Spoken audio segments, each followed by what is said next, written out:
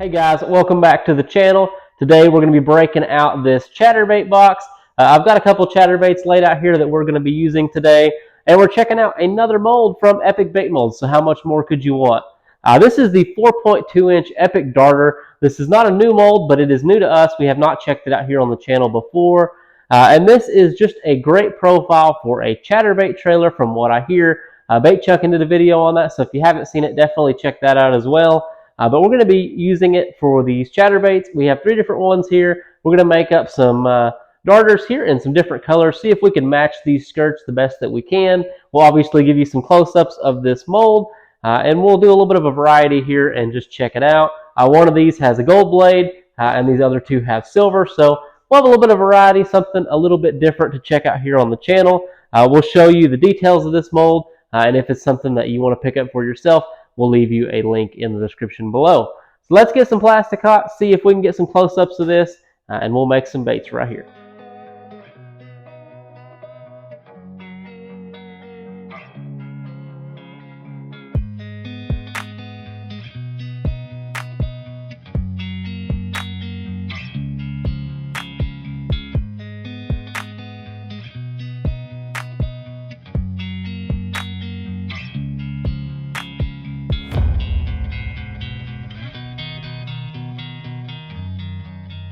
Okay, this is a 4-cavity mold. As you can see, it has the hook slots in there. If you notice, one of them's a little different.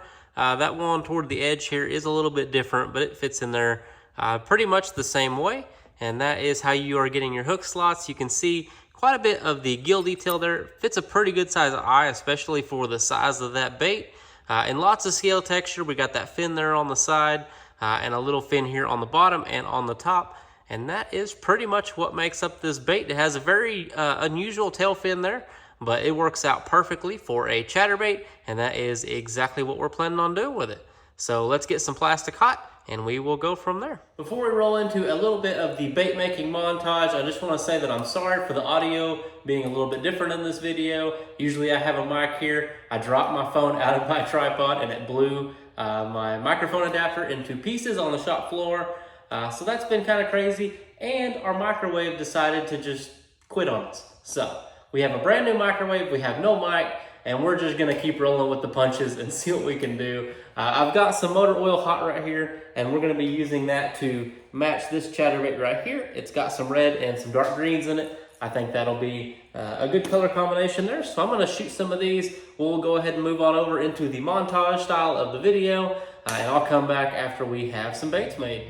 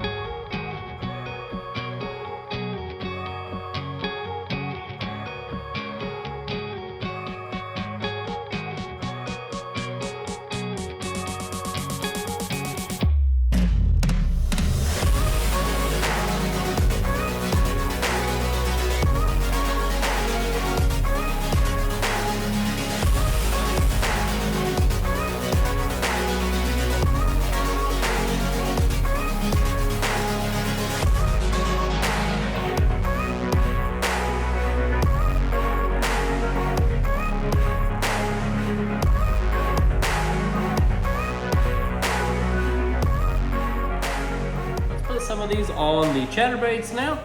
I've got some extras here, and we're going to start off with the motor oil. That is a very awesome color, and it pairs good with anything bluegill related, and it just always turns out pretty good with a bluegill color scheme. Let's go ahead and slide this back through here. See if I can make that hook point come out the back, and then we're going to run it up on that keeper and see if I can shake that skirt down. And there you go. That is a very good bluegill impersonator there. That's going to get bit, especially around here. I would have no problem throwing that, and that's going to look awesome. And I'll give you some better looks at these here in just a minute. but I'm just trying to get these kind of set up for you. Now we'll go ahead and do this white one. Has a little bit of green on it. You could even throw the green pumpkin one on this one, but I'm gonna use the white since we went ahead and made it. And we're just gonna go straight through that nose, and there's a fin in the back that I'm gonna bring this hook out, just because that's the size of hook I have. If you have a different size hook, it may wanna come out somewhere a little bit different, but as long as we get it pretty even, that is what we're going for. Check that out. That is a awesome, definitely a good trailer there. I'm pretty pleased with that. That is, it looks better than I thought. I like how much hangs out the back. Obviously, that's going to depend on how much skirt material you have and which chatterbaits you are running, but that one looks pretty great.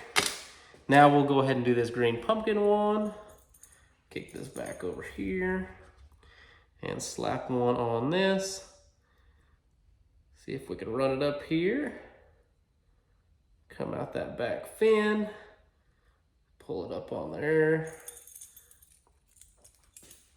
And there you go. Those look really nice, and that's gonna have a lot of kick. These blades do a lot of back and forth, and with that water being disturbed, it's just gonna keep doing that onto the tail. And since it's not like a paddle tail or anything, it's not gonna wanna make that chatterbait try to ride up in the water column. It should stay at the depth that the chatterbait wants to run without affecting that too much. But I'll give you a closer look up at these here on the tray, and then we'll go from there. Okay, here is a look at these on the tray. You can see how much of that fin hangs out the back. That's gonna be plenty to get a fish's attention, and it's just gonna add some extra action to these chatterbaits, which is super awesome. They're gonna have quite a bit of thumping action just because that blade's gonna be displacing so much water, and I think those tails are just gonna kick right alongside that blade, and it's just gonna be great. I have a test tank now, but I don't think my little 10-gallon test tank is gonna be big enough to show you the action on these chatterbaits here in the shop. And unfortunately, Oklahoma is throwing some crazy weather at us right now,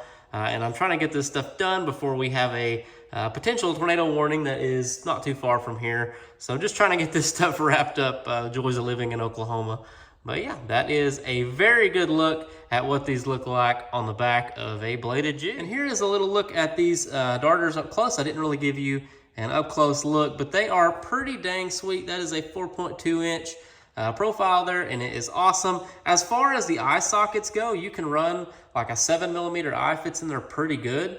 But it just depends what you're doing with them. I'm gonna have some on the store that have eyes and some don't. If you're running them as a trailer, there's not really a whole lot of purpose in running some eyes on them because the skirt's just gonna cover them up anyways. But you could also use these as a soft jerk bait if you wanted to throw them weightless or possibly even nose weighted. You could try that and throw them as a soft jerk bait, kind of a fluke style. But that is just another option on how you can rig these. So there you have it. This thing has performed absolutely amazing, especially on the back of that chatterbait, back of a bladed jig. These things look amazing. Have no problems with that. I've shot this mold a bunch even before today, and I haven't had any issues. I will say if you do try to get a bubble forming in the nose, shoot it like I recommend shooting the slouch, and shoot it fast. Get in there, fill that cavity up, and get that injector off, and that will allow any bubbles that are trapped right there in the top to go ahead and bleed off, and then you won't have to have the weird issue with the bubble forming in the nose if you just speed up a little bit.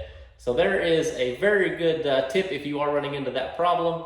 I'm gonna have some of these on the store. Some of them will have eyes, some of them won't. It just depends, and just pick up what you like if it's something that interests you. But I'll leave a link to the store in the description below. If you want to pick up this mold for yourself, I'll leave a link in the description to Epic Bait Molds, so be sure to check that out. And yeah, thank you guys for watching. Like and subscribe. It does help the channel out tremendously. I appreciate you guys more than you know. And until next time, I will catch you guys in the next video.